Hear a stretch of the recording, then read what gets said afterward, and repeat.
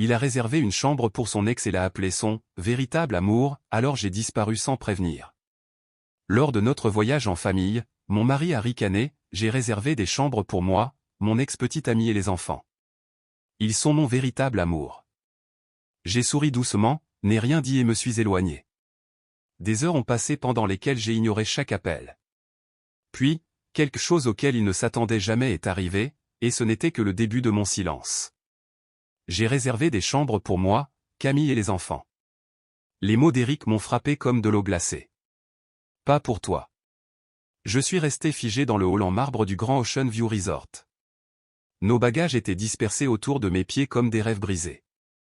Le paradis tropical que j'avais recherché pendant des mois, les vacances en famille que j'avais planifiées dans les moindres détails, m'ont soudain semblé une blague cruelle. Le bruit des vagues déferlantes à travers les baies vitrées semblait se moquer du silence qui suivit son annonce. Quoi? Le mot s'échappa à peine de mes lèvres, un murmure perdu dans la musique d'ambiance du complexe. Éric ne m'a même pas regardé. Il était trop occupé à vérifier son téléphone, cette indifférence froide familière peinte sur son visage. Tu m'as entendu, Jennifer. 3 chambres, moi, Camille, et une pour les enfants à partager. Camille est apparue de la boutique de cadeaux comme si elle avait chorégraphié ce moment. Ses cheveux blonds tombaient en cascade parfaite sur ses épaules, sa robe d'été de créateur lui allant comme si elle était peinte sur elle. Elle s'est avancée vers nous avec l'assurance de quelqu'un qui avait sa place, tandis que je me tenais là, me sentant comme une intruse dans mes propres vacances en famille. Éric, chéri, ronronna-t-elle, faisant glisser sa main manucurée le long de son bras. Lui as-tu parlé des arrangements? Le hall devint soudain étouffant. Des familles discutaient avec enthousiasme autour de nous. Des enfants ricanaient en courant vers la piscine. Des couples se tenaient la main en s'enregistrant. Tout le monde semblait avoir sa place dans cette scène parfaite. Tout le monde sauf moi. Maman? La petite voix de Charity coupa l'attention. À 8 ans, elle était la plus jeune, encore assez jeune pour sentir quand quelque chose n'allait pas, mais pas assez pour comprendre les jeux d'adultes qui se jouaient autour d'elle. Où allons-nous dormir? Chase, mon fils de 14 ans, se tortilla mal à l'aise à côté de sa petite sœur. Ses yeux allaient de son père à moi, le poids de la loyauté pesant sur ses épaules d'adolescent. Jeffrey, à 16 ans, avait appris à se réfugier dans son téléphone pendant ces moments, mais je l'ai surpris en train de lever les yeux, observant. Ta mère trouvera bien quelque chose, dit Éric avec dédain, signant les documents d'enregistrement avec des fioritures théâtrales. Elle est pleine de ressources. Camille tendit son sac à main de créateur vers moi avec un sourire qui n'atteignait pas ses yeux. Sois mignonne et monte ça pour moi. Chambre 412. Elle me parlait comme si j'étais une employée, sa voix dégoulinant d'une fausse douceur qui me donnait la chair de poule. J'ai fixé le sac à main pendant un moment qui s'étira comme une éternité. Chaque instinct me hurlait de le lui jeter à la figure, de faire une scène, de me battre pour ma dignité sur ce champ de bataille revêtu de marbre. Que je l'ai pris. Le cuir était froid contre mes paumes. Jennifer a toujours été si serviable, dit Éric à Camille, assez fort pour que les clients voisins l'entendent. Elle adore s'occuper des besoins de tout le monde. Les enfants regardaient cet échange avec un malaise croissant. Charity tirait sur ma robe, sentant la tension mais n'en comprenant pas la source. Chase s'éclaircit maladroitement la gorge. Jeffrey tapait plus vite sur son téléphone, son visage impassible. Au dîner, le restaurant 5 étoiles du complexe devint mon enfer personnel. Le maître d'hôtel nous avait installés à une table de choix avec vue sur l'océan, le genre que j'avais spécifiquement demandé des mois auparavant en réservant ce voyage.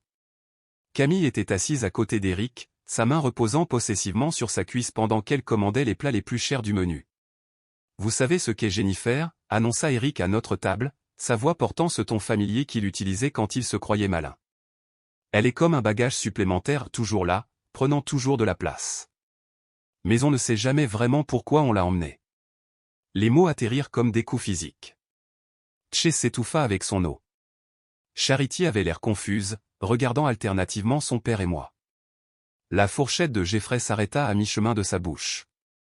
Même les convives des tables voisines se tournèrent pour regarder, sentant la cruauté dans le ton d'Éric. Je sentis la chaleur monter à mes joues, cette brûlure familière de l'humiliation qui était devenue trop fréquente ces derniers mois. Les autres familles autour de nous riaient, partageaient des histoires, créaient des souvenirs. Nous jouions une pièce de théâtre tordue où j'étais le personnage tragique involontaire. Papa. Commença Chase, sa voix se brisant légèrement. Quoi? Eric rit, le coupant. C'est juste une blague. Ta mère sait que je plaisante. Il me regarda avec attente, attendant que je joue le jeu, que je souris et que je ris de ma propre dégradation. Je n'ai pas souri. Je n'ai pas ri. Je n'ai pas parlé. Au lieu de cela, j'ai placé ma serviette sur la table avec une précision délibérée. Je me suis levé lentement, sentant chaque regard à table suivre mon mouvement. Le brouhaha ambiant du restaurant sembla s'estomper alors que je repoussais ma chaise. Où vas-tu? La voix d'Eric portait une note de surprise. Il n'était pas habitué à ce que je parte sans explication, sans permission. Je l'ai regardé pendant un long moment, mémorisant son visage, la façon dont ses sourcils se fronçaient de confusion, la façon dont la main de Camille se resserrait possessivement sur son bras. J'ai regardé mes enfants, leur visage reflétant l'inquiétude, l'embarras et autre chose. Peut-être du respect. Puis je me suis éloigné. Mon téléphone a commencé à sonner avant même que j'atteigne le hall. Le nom d'Eric clignotait encore et encore sur l'écran. Je l'ai laissé sonner. Dans l'ascenseur, il sonnait. En marchant dans le couloir vers ma chambre réservée à la hâte, il sonnait. Alors que je glissais la carte clé et entrais dans mon sanctuaire, il continuait son chant désespéré. Je l'ai éteint. Seul dans le luxe tranquille de ma suite avec vue sur l'océan, payé avec ma propre carte de crédit, j'ai ouvert mon ordinateur portable. La lueur familière de l'écran illuminait mon visage alors que je me connectais à nos comptes financiers, ceux qu'Eric supposait contrôler, ceux qu'il avait oublié être en réalité à mon nom. En parcourant les portefeuilles d'investissement, les comptes professionnels et les titres de propriété, j'ai réalisé quelque chose de profond. Eric venait de commettre la plus grosse erreur de sa vie. Il m'avait poussé trop loin, m'avait humilié trop publiquement, avait trop complètement oublié qui détenait réellement le pouvoir dans notre relation. Mon silence ce soir ne serait pas faiblesse, ce serait stratégie. L'écran de l'ordinateur portable brillait dans l'obscurité de ma chambre d'hôtel alors que je commençais à démanteler 12 années d'enchevêtrement financier. Mes doigts se déplaçaient sur le clavier avec une précision chirurgicale, chaque frappe calculée et délibérée. Eric s'était toujours vanté d'être le soutien de famille, le cerveau des affaires, le génie financier de notre foyer. Ce qu'il avait commodément oublié, c'est que je détenais les véritables clés du royaume. J'ai commencé par le portefeuille d'investissement, 73 000 $ en fonds communs de placement transférés sur mon compte personnel. Les biens immobiliers suivirent. Nos propriétés de location de vacances au Colorado, celles qu'Eric aimait mentionner lors des dîners comme « ces investissements » étaient en fait enregistrés à mon nom à des fins fiscales. J'ai entamé les démarches pour les convertir en ma propriété exclusive. Les comptes professionnels se sont avérés plus complexes mais pas impossibles. Le cabinet de conseil d'Eric, source de ses trips d'ego incessants, opérait sous une SARL que j'avais créée des années auparavant. Il avait été tellement concentré à jouer les gros bonnets qu'il n'avait jamais pris la peine d'examiner les documents juridiques que j'avais préparés. Chaque signature, chaque dépôt, chaque document crucial avait été géré par moi pendant qu'il amadouait les clients et s'en attribuait le mérite. Mon téléphone vibra avec un autre appel manqué d'Eric, 27 tentatives depuis le dîner. J'ai jeté un coup d'œil à l'écran et l'ai complètement éteint. À 23h47, j'ai composé le numéro d'urgence de mon avocate. Margaret Chin était notre avocate de famille depuis des années, mais ce soir, elle était uniquement la mienne. Jennifer, que se passe-t-il? Il est presque minuit. Margaret, je dois demander une séparation de corps. Ce soir. Pouvez-vous commencer les démarches? Sa voix s'aiguisa avec une concentration professionnelle. Racontez-moi tout. J'ai raconté l'humiliation de la soirée, la cruauté calculée, la façon dont Eric avait exhibé sa maîtresse comme un trophée tout en me réduisant à une employée. Margaret écouta sans interruption, prenant occasionnellement des notes. Nous aurons besoin de documents sur les actifs financiers, de preuves de violence psychologique et d'un accord de séparation complet, dit-elle. À quelle vitesse voulez-vous agir? Immédiatement. Je veux qu'il lui soit signifié avant qu'il ne réalise ce qui se passe. Jennifer, c'est une étape importante. Êtes-vous certaine? J'ai regardé autour de la chambre d'hôtel que j'avais réservée avec ma propre carte de crédit, j'ai pensé au sac à main que j'avais porté comme une servante, je me suis souvenu des rires à mes dépens. Je n'ai jamais été aussi certaine de quoi que ce soit dans ma vie. Les doigts de Margaret cliquetaient sur son clavier. J'aurai des documents préliminaires prêts d'ici demain matin. Nous commencerons par la protection des actifs, puis nous passerons aux procédures formelles de séparation. Pendant que Margaret travaillait toute la nuit, j'ai continué ma restructuration financière méthodique. Les cartes de crédit conjointes furent annulées une par une. Les paiements automatiques sur lesquels Eric comptait pour tout, de son abonnement à la salle de sport à son coûteux leasing automobile, furent redirigés vers des comptes auxquels il ne pouvait pas accéder. À 3 heures du matin, je l'avais effectivement exclu de l'empire financier que j'avais construit pendant qu'il jouait la comédie. L'aube se glissa à travers les rideaux de l'hôtel alors que je faisais mes valises. Mon téléphone, désormais équipé d'un nouveau numéro, restait merveilleusement silencieux. Pas d'appel désespéré d'Eric. Pas de message texte manipulateur. Pas de tentative pour me manipuler afin de me soumettre à nouveau. Le hall du complexe bourdonnait d'activités de départ. Des familles traînaient des valises à roulettes vers l'entrée. Des enfants se plaignaient de quitter le paradis. Des couples discutaient de leur vol de retour. Je me suis positionné stratégiquement près de la réception, assez près pour observer mais assez loin pour rester inaperçu. Eric apparut le premier, les cheveux en désordre, des cernes sombres sous les yeux. Il avait l'air d'avoir passé la nuit à faire les 100 pas et à téléphoner.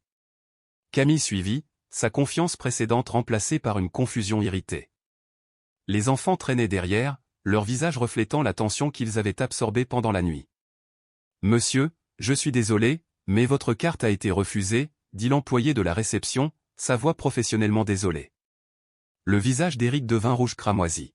« C'est impossible. » « Essayez encore. » L'employé passa la carte une deuxième fois, puis une troisième. Chaque tentative produisit le même résultat, refusé. Fonds insuffisant. « Peut-être avez-vous une autre carte, suggéra-t-elle doucement. Camille s'avança, son sac à main de créateur serré défensivement. « Utilisez la mienne, murmura-t-elle, mais sa voix porta à travers le hall en marbre. L'humiliation d'Eric s'approfondit lorsque la carte de Camille échoua également à couvrir la facture substantielle du complexe. 3 chambres pour 4 nuits, plus les repas, les soins au spa et les frais de service en chambre que je les avais vus accumuler. Il doit y avoir une erreur, insista Eric, sa voix s'élevant. D'autres clients commencèrent à regarder. Je suis un homme d'affaires prospère. C'est impossible. L'employé de la réception maintint son sang-froid professionnel tandis que la sécurité se positionnait subtilement à proximité. Monsieur, souhaitez-vous contacter votre banque? J'observais depuis ma position près de la boutique de cadeaux Eric tripoter son téléphone, composant frénétiquement. Sa conversation avec la banque fut brève et clairement dévastatrice. Son visage devint cendré alors qu'il écoutait des explications qu'il ne pouvait pas comprendre. Les enfants se tenaient ensemble, embarrassés par l'effondrement public de leur père. Chase mit un bras protecteur autour de Charity tandis que Jeffrey étudiait intensément ses chaussures. « Maman a payé la facture hier soir », entendis-je Jeffrey dire doucement à ses frères et sœurs. Je l'ai vu à la réception. J'avais en effet payé la totalité de la facture avec ma carte de crédit personnel, celle dont Eric n'avait jamais pris la peine d'apprendre l'existence, 23 000 $ pour des vacances en famille qui m'avaient coûté bien plus que de l'argent. Alors qu'Eric continuait sa négociation humiliante avec la direction de l'hôtel, je poussai mes bagages vers la station de taxi. Le soleil du matin était chaud sur mon visage. La brise marine portait des promesses de liberté que je n'avais pas ressenties depuis des années. Mon nouveau téléphone contenait le message de Margaret, papier de séparation déposé. Signification prévue pour cet après-midi à son bureau. Je suis monté dans le taxi sans regarder en arrière, laissant Eric découvrir que la femme qu'il traitait comme un bagage supplémentaire avait porté bien plus de poids qu'il ne l'avait jamais imaginé. Au moment où il penserait à me chercher, Jennifer Morrison n'existerait plus dans son monde. Le silence que j'avais choisi la nuit précédente était devenu quelque chose de bien plus puissant que les mots ne pourraient jamais l'être. 3 jours après être retourné dans mon appartement temporaire, j'étais assise à ma table de cuisine avec 3 enveloppes vierges et un cœur lourd d'un amour qui n'avait nulle part où aller. Le silence que j'avais maintenu semblait nécessaire, mais mes enfants méritaient plus que l'abandon. Ils méritaient de comprendre la mère qui avait disparu de leur vie. J'ai commencé par la lettre de Charity, ma fille de 8 ans, qui croyait encore aux contes de fées et aux fins heureuses. Mon écriture tremblait alors que j'écrivais sur le matin où elle s'était cassé le bras en tombant de vélo, comment je l'avais tenue aux urgences pendant 6 heures, chantant « You are my sunshine », jusqu'à ce que les analgésiques la laissent enfin dormir. Je lui ai rappelé le plâtre violet que nous avions décoré ensemble avec des autocollants de papillons, comment elle avait insisté pour le porter comme un insigne d'honneur. Avec soin, j'ai glissé son vieux dessin dans l'enveloppe, celui qu'elle avait fait pour la fête des mères il y a 2 ans, des bonshommes allumettes se tenant la main sous un arc-en-ciel avec « Meilleure maman du monde », écrit en lettres tremblantes au crayon de cire. Je l'avais gardé pressé entre les pages de ma Bible, l'un des dizaines de trésors qu'Eric avait qualifiés de bazar. La lettre de Chase nécessitait des mots différents. À 14 ans, il était pris entre l'enfance et le devenir d'un homme, cherchant désespérément l'approbation de son père tout en ayant encore besoin des conseils de sa mère. J'ai écrit sur la nuit où il avait raté son premier contrôle d'algèbre, comment nous étions restés assis à cette même table de cuisine jusqu'à 2 heures du matin, à travailler sur les problèmes jusqu'à ce que les mathématiques finissent par avoir un sens pour lui. Je lui ai rappelé son premier match de football, quand il avait marqué le touchdown de la victoire et avait cherché dans les gradins jusqu'à ce qu'il trouve mon visage, ayant besoin de ce moment de triomphe partagé. Dans son enveloppe, j'ai mis son bulletin de fin de 3e, celui que j'avais plastifié parce que j'étais si fier de ses excellentes notes. Eric y avait à peine jeté un coup d'œil, trop occupé par un appel client pour remarquer la percée scolaire de son fils. La lettre de Jeffrey s'est avérée la plus difficile. À 16 ans, il construisait déjà des murs, se préparant à l'indépendance qui se profilait. Mais je me souvenais du garçon qui se glissait dans mon lit pendant les orages, qui s'était entraîné à lancer pendant des heures dans notre jardin pendant que j'attrapais chaque lancer. J'ai écrit sur son premier chagrin d'amour, quand Melissa Harper avait choisi quelqu'un d'autre pour le bal de l'école, comment il avait pleuré sur mon épaule pendant que je lui faisais ses biscuits aux pépites de chocolat préférés et lui promettais qu'un jour une fille verrait quel jeune homme extraordinaire il devenait. Son gant de baseball est allé dans l'enveloppe, celui de la petite ligue qui était devenu trop petit mais qu'il ne pouvait se résoudre à jeter. Je l'avais trouvé dans son placard lors d'une de mes visites secrètes pour emballer d'autres affaires, niché derrière ses trophées comme un sanctuaire à des temps plus simples. J'ai conduit jusqu'à leur école et j'ai remis chaque lettre en main propre au secrétariat, demandant à Madame Henderson, la secrétaire qui connaissait notre famille depuis des années, de s'assurer qu'elle parvienne personnellement à mes enfants. Jennifer, ma chérie, dit-elle, les yeux remplis d'inquiétude, est-ce que ça va? Les enfants ont demandé après toi. Ils comprendront bientôt, ai-je murmuré, ma voix tenant à peine. En quelques jours, l'harmonie soigneusement construite qu'Eric et Camille avaient tenté de créer commença à se fissurer. Chase m'a appelé depuis le téléphone de son ami, Eric avait confisqué son portable après avoir trouvé ma lettre. Maman, je suis tellement désolé. Il sanglotait au téléphone. Je ne savais pas. Je ne comprenais pas ce que tu faisais pour nous. Vous étiez des enfants, mon cœur. Vous n'étiez pas censé comprendre. C'était mon travail. Grâce à Chase, j'ai appris le chaos qui éclatait à la maison. Camille avait emménagé complètement, réarrangeant les meubles, jetant des photos de famille, essayant d'effacer ma présence tout en établissant sa propre domination. Mais les enfants n'oublient pas si facilement. Jeffrey avait trouvé d'autres de mes trésors cachés en cherchant des vêtements propres, un journal que j'avais tenu documentant chacune de leurs étapes importantes, des photos de chaque fête d'anniversaire que j'avais organisée, des certificats que j'avais obtenus grâce à des cours de parentalité que j'avais suivis pour être meilleur pour eux. Chaque découverte révélait des couches de dévotion maternelle qu'ils avaient prises pour acquises. « Elle ne nous écoute pas comme tu le faisais », murmura Chase lors d'un autre appel téléphonique volé. Quand Charity fait des cauchemars, Camille lui dit juste de grandir. Quand Jeffrey parle d'université, elle change de sujet. Elle nous parle, elle ne nous parle pas à nous. La maison qui avait autrefois été remplie de ma présence tranquille, des paniers repas apparaissant comme par magie, de l'aide aux devoirs offerte sans demande, des genoux écorchés guéris par un baiser résonnait maintenant de tension. La voix perçante de Camille remplaça mes conseils doux. Son impatience remplaça mes réserves infinies d'énergie maternelle. Papa n'arrête pas de se vanter que tout est beaucoup plus simple maintenant, me dit Jeffrey lors d'une brève rencontre à l'épicerie, mais plus rien ne fonctionne. Il n'y a pas de nourriture à la maison parce que personne n'a planifié les repas. Mon uniforme de baseball n'était pas propre pour le match d'hier. Charity a pleuré pendant 1 heure parce qu'elle ne trouvait pas sa peluche préférée. La peluche était dans mon appartement, je l'avais attrapée lors d'un de mes voyages pour emballer, sachant qu'elle aurait besoin de son réconfort. Maman? La voix de Jeffrey se brisa légèrement. Peux-tu revenir, juste pour Charity? Elle demande après toi tous les soirs. Mon cœur se brisa et se ressouda simultanément. Il commençait à voir ce qu'Eric avait systématiquement tenté de rendre invisible, les innombrables façons dont j'avais maintenu leur monde ensemble par l'amour, l'attention et le sacrifice. Le point de rupture est survenu lors du match de championnat de basketball de Chase. J'ai regardé depuis le parking Eric et Camille arriver en retard, trop occupé à se disputer pour remarquer Chase scrutant les gradins à la recherche de visages familiers. Lorsqu'il marqua le panier de la victoire, ses yeux trouvèrent l'espace vide où j'avais l'habitude de m'asseoir, où j'avais applaudi à chaque match pendant 3 saisons. Cette nuit-là, la petite voix de Charity coupa l'obscurité de leur foyer perturbé, « Je veux maman Jennifer ». Même à travers l'appel téléphonique chuchoté de Chase, je pouvais entendre le silence profond qui suivit. Eric n'eut aucune réponse. Camille n'offrit aucun réconfort. À ce moment-là, mon absence parla plus fort que n'importe quel argument que j'aurais pu avancer. Mes enfants voyaient enfin la mère qu'ils avaient oubliée, non pas par ma présence, mais par le vide dévastateur laissé derrière. L'huissier trouva Eric à son café préféré, l'endroit chic où il tenait ses réunions de pouvoir du mardi matin. J'avais dit à Margaret exactement où il serait, même table, même heure, chaque semaine depuis 3 ans. Sa prévisibilité m'avait toujours agacé. Maintenant, elle servait parfaitement mes desseins. Eric Morrison ? Le jeune homme au costume bon marché s'approcha de sa table, où Eric était assis en face d'une cliente potentielle, son ordinateur portable ouvert, projetant le succès comme un pan exhibant ses plumes. Oui. La voix d'Eric portait ce ton familier de supériorité, supposant que cette interruption était quelqu'un cherchant son expertise commerciale. Vous avez été signifié. L'enveloppe Kraft atterrit sur le clavier de l'ordinateur portable d'Eric avec un bruit sourd qui résonna étrangement dans le café animé.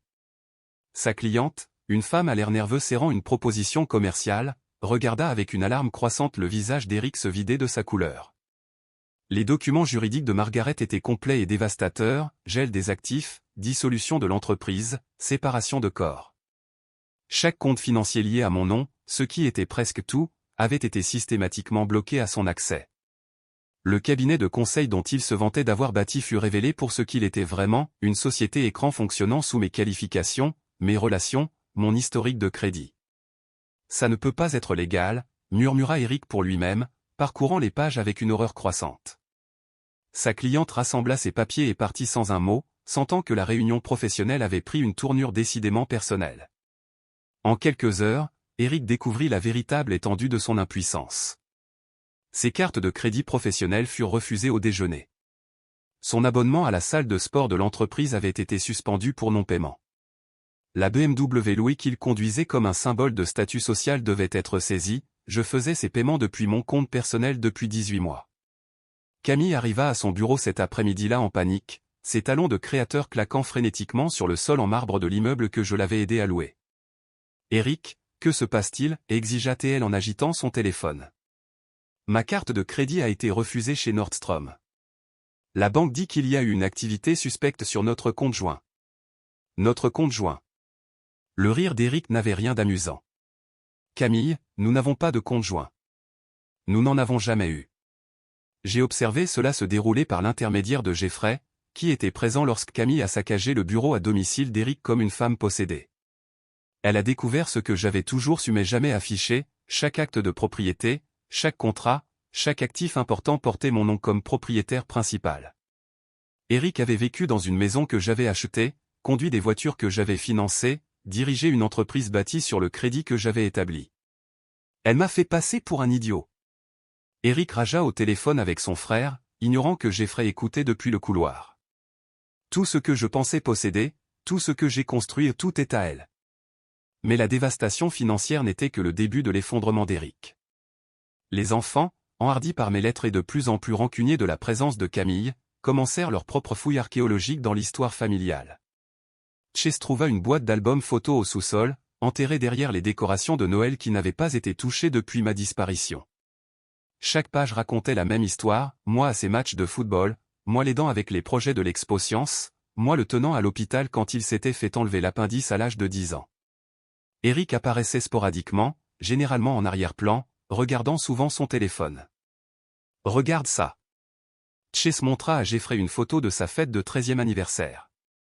J'étais agenouillé à côté de lui alors qu'il soufflait les bougies, mon visage rayonnant de fierté maternelle. Eric se tenait à l'écart, consultant sa montre, déjà impatient de mettre fin à la célébration. Charity découvrit son livre de bébé, méticuleusement tenu avec mon écriture soignée documentant chaque étape, premier sourire, premier mot, premier pas, tous enregistrés avec la dévotion d'une mère qui chérissait ses haches. À qu'instant. Les contributions d'Eric étaient rares, quelques signatures sur des formulaires scolaires, des cartes d'anniversaire avec des messages génériques. Papa n'est jamais venu à mon récital de danse, annonça Charity à Camille un soir, son honnêteté d'enfant de 8 ans tranchant à travers les faux semblants des adultes. Mais maman Jennifer est venue à chacun d'eux. Elle a même aidé à faire mes costumes. Les tentatives de Camille pour rejeter ces révélations ne firent que souligner son inadéquation. Eh bien, votre père travaillait dur pour subvenir à vos besoins, disait-elle. Mais les enfants avaient vu la vérité, conservée dans les photographies et les souvenirs. Les appels téléphoniques d'Éric à mon intention devinrent de plus en plus désespérés. Mon nouveau numéro lui restait inconnu, mais il essaya chaque ami commun, chaque membre de la famille, même mes anciens collègues. Chaque tentative rencontra la même réponse, il n'avait pas eu de mes nouvelles, ne savait pas où j'étais, ne pouvait pas l'aider à me joindre. Elle ne veut pas me parler, se plaignit-il à sa mère lors d'une de ses visites de plus en plus fréquentes. Comment suis-je censé arranger ça si elle ne veut même pas écouter? Mais j'écoutais tout, à travers les appels téléphoniques chuchotés de mes enfants, à travers les mises à jour de Margaret sur ses manœuvres juridiques frénétiques, à travers des amis communs qui rapportaient son désespoir croissant. Mon silence était devenu une arme, plus puissante que n'importe quel argument que j'aurais pu avancer. L'homme qui m'avait réduite à un bagage supplémentaire découvrait qu'il avait vécu dans des bagages que j'avais faits, voyagé avec des billets que j'avais achetés, séjourné dans des hôtels que j'avais réservés. Chaque aspect de la vie dont il s'était attribué le mérite avait été soigneusement construit et entretenu par la femme qu'il qualifiait d'insignifiante. Tard dans la nuit, Éric s'asseyait dans la maison qui était légalement la mienne, entouré d'enfants qui remettaient de plus en plus en question sa version de l'histoire familiale, vivant avec une femme qui avait découvert que ses promesses de sécurité financière reposaient sur des fondations qu'il n'avait jamais réellement possédées. Mon silence lui renvoyait la vérité qu'il avait passé des années à éviter. Sans moi, Eric Morrison n'était rien de plus qu'une fiction élaborée, un personnage jouant un rôle dans une histoire que quelqu'un d'autre avait écrite. Et maintenant, l'auteur avait cessé d'écrire ses répliques.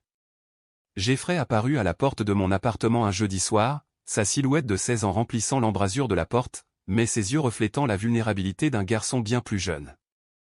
La pluie dégoulinait de ses cheveux, et je réalisai qu'il avait marché les 3 miles depuis la maison de son père sous l'orage. Maman. Sa voix se brisa sur ce seul mot, et je vis des années d'émotions refoulées menaçant de déborder. J'ouvris plus grand la porte, et il s'effondra dans mes bras comme il le faisait quand il était petit et que le monde semblait trop grand à gérer seul. Ses épaules tremblaient alors que 16 années de confusion et de loyauté trouvaient enfin leur point de rupture. Pourquoi ne me l'as-tu jamais dit, sanglota-t-il contre mon épaule. Pourquoi ne m'as-tu pas dit ce que tu as abandonné pour nous? Ce qu'était vraiment papa. Je le guidai vers mon petit salon, cet espace modeste qui était devenu mon sanctuaire. Il s'assit sur mon canapé d'occasion, l'air perdu, en colère et le cœur brisé, tout à la fois. Tu étais un enfant, Jeffrey.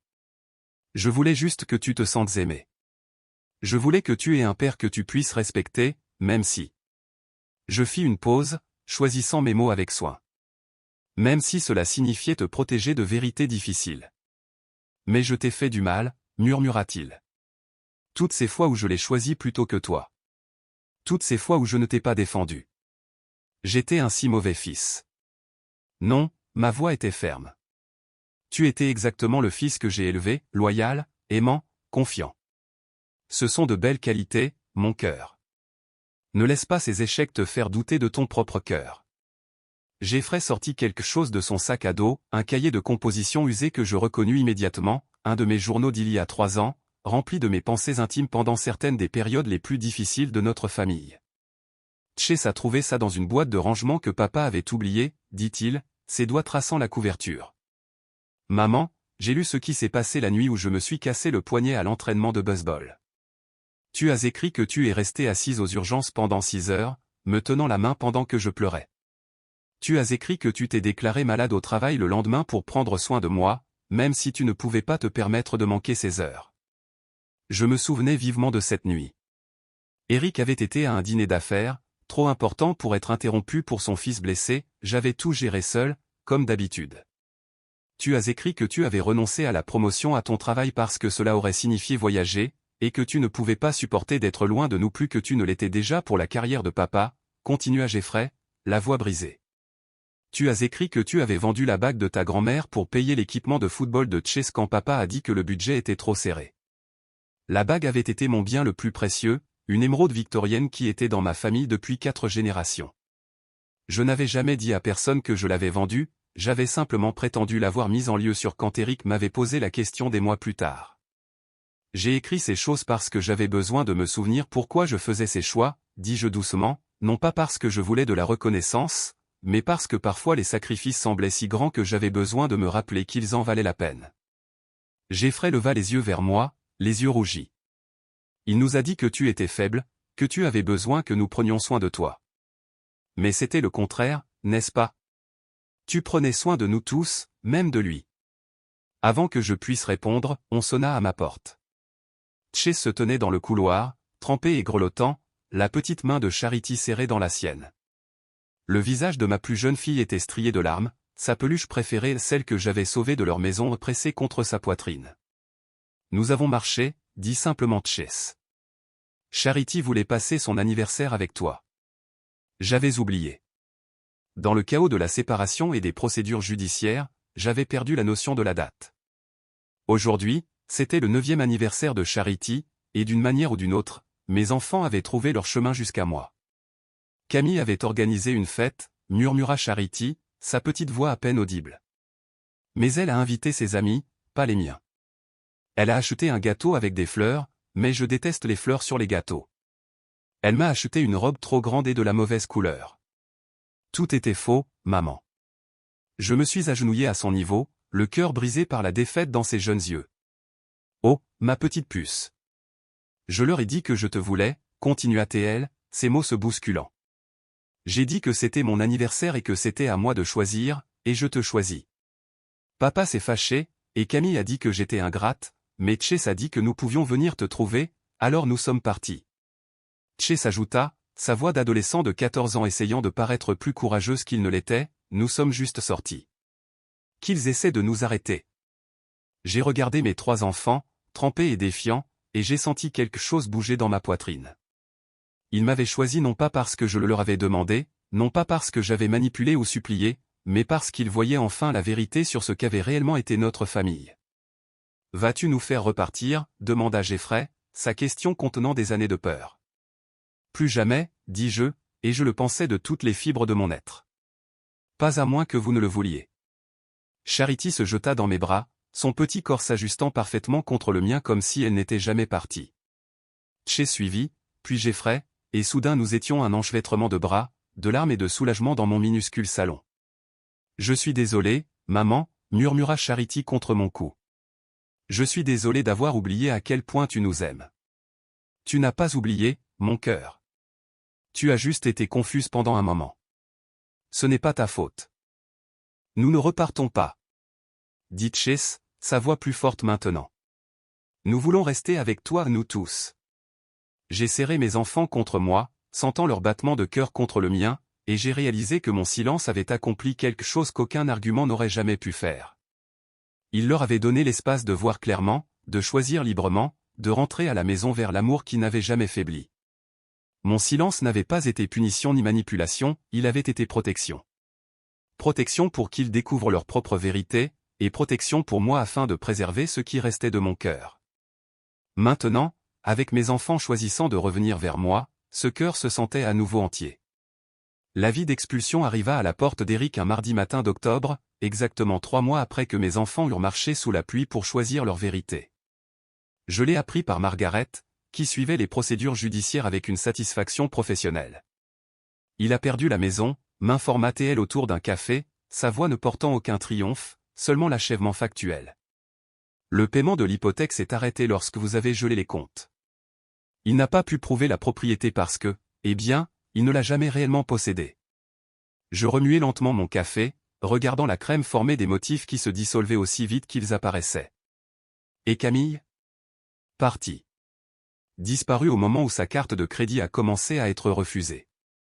Apparemment, elle cherchait un emploi depuis l'incident du complexe, s'est trouvée un poste de directrice des ventes pharmaceutiques à Phoenix, et partie pendant qu'Eric était chez son frère à mendier un prêt. La maison qui avait été notre foyer familial pendant 8 ans était maintenant vide, ses fenêtres ne reflétant rien d'autre que le ciel. Eric avait été contraint de déménager dans un studio de l'autre côté de la ville, le genre d'endroit que les étudiants louent lorsque leurs parents arrêtent d'envoyer de l'argent. Sa BMW avait été saisie, remplacée par une Honda vieille de 10 ans avec un pare-choc cabossé et un moteur capricieux.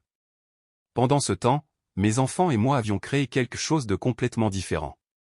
J'avais acheté une petite maison de plain pied avec 3 chambres dans le district scolaire voisin, assez proche pour que les enfants maintiennent leurs amitiés mais assez loin pour établir notre nouveau départ. Elle n'était ni grandiose ni impressionnante, juste des parquets honnêtes, des murs blancs et propres, et des fenêtres qui laissaient entrer la lumière du matin sans prétention. « Maman, est-ce qu'on peut peindre ma chambre en violet ?» avait demandé Charity le premier jour, ses yeux d'enfant de 9 ans brillants de possibilités. « N'importe quelle couleur que tu veux, mon cœur. » Nous avons peint ensemble ce week-end-là, tous les 4, des murs violets avec des étoiles argentées que nous avons appliquées une par une pendant que la musique jouait depuis le téléphone de Jeffrey. Chase s'est accidentellement mis de la peinture dans les cheveux, et nous avons ri jusqu'à en avoir mal au ventre, des moments simples qui semblaient révolutionnaires après des années à marcher sur des œufs autour des humeurs d'Eric. Les garçons partageaient la plus grande chambre, non pas parce que nous ne pouvions pas nous offrir mieux, mais parce qu'ils l'avaient choisi. Nous avons du rattrapage à faire, avait expliqué Jeffrey, 16 ans de vraies conversations. J'ai converti le garage en mon bureau à domicile, où j'ai reconstruit ma pratique de conseil en utilisant les relations d'affaires dont Eric n'avait jamais réalisé qu'elles étaient à l'origine les miennes. Les clients qui avaient respecté mon travail mais traité avec Eric à cause de son autopromotion agressive m'appelaient maintenant directement. Mon téléphone sonnait constamment avec des opportunités que j'avais oubliées. « Jennifer, nous espérions que vous vous mettriez à votre compte, » dit David Chin, un ancien client qui avait toujours rendu Eric nerveux avec ses questions pointues.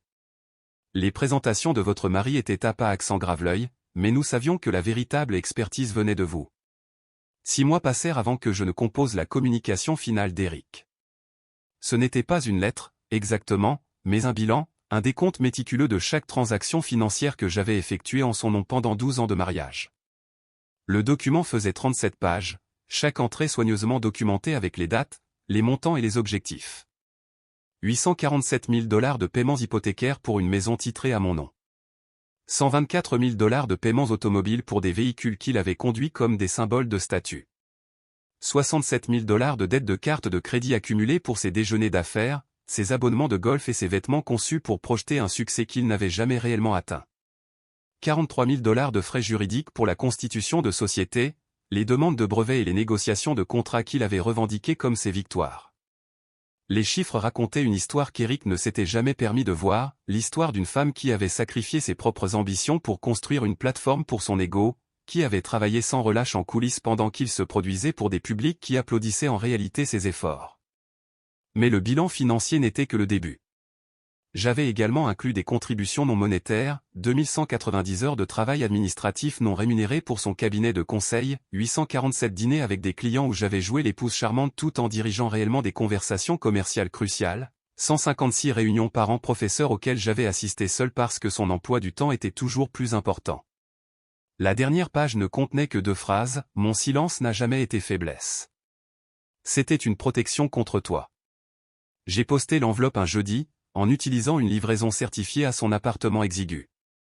Selon les informations de suivi, il l'avait signé lui-même à 14h47 un vendredi après-midi. Il n'a jamais répondu.